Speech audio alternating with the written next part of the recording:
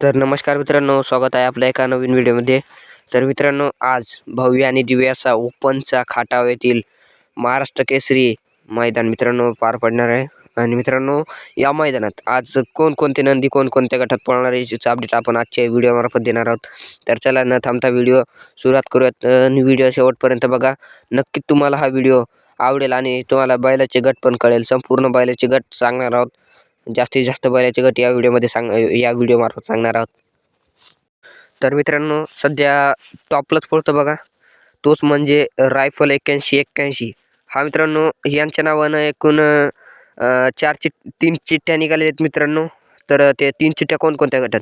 तर मित्रांनो, एक आहे गट क्रमांक 4 मध्ये, तास क्रमांक 3 मध्ये, एक आहे गट क्रमांक 14 मध्ये आणि दुसरी आहे गट क्रमांक 21 मध्ये.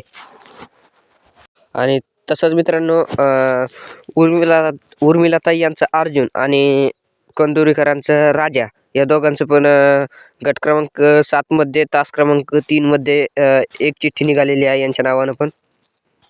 तसंच मित्रांनो, आपला सुंदर बॉस हा पण या मैदानात पळताना दिसणार आहे. आणि सुंदर बॉसच्या नावानं, त्याच्या मालकाच्या नावानं एकूण 2 चिठ्ठ्या निघालेल. तर तेच एक गट क्रमांक 7 मध्ये, तास क्रमांक 3 मध्ये आणि दुसरी चिठ्ठी आहे गट क्रमांक 27 मध्ये, तास क्रमांक 1 मध्ये.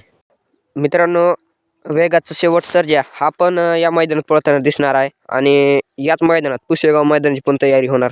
आणि मित्रांनो, नेमकं कोणत्या गटात पळणार आपला वेगाचा शेवट सर्जा? तर मित्रांनो, गट क्रमांक 18 मध्ये, तास क्रमांक मला वाटते की 4 किंवा 5 मध्ये आणि गट क्रमांक 22 मध्ये. हा मित्रांनो, तसंच गट क्रमांक 18 मध्ये वाटेगावकरांचं बादलच्या पण नावानं एक चिठ्ठी निघालेली आहे.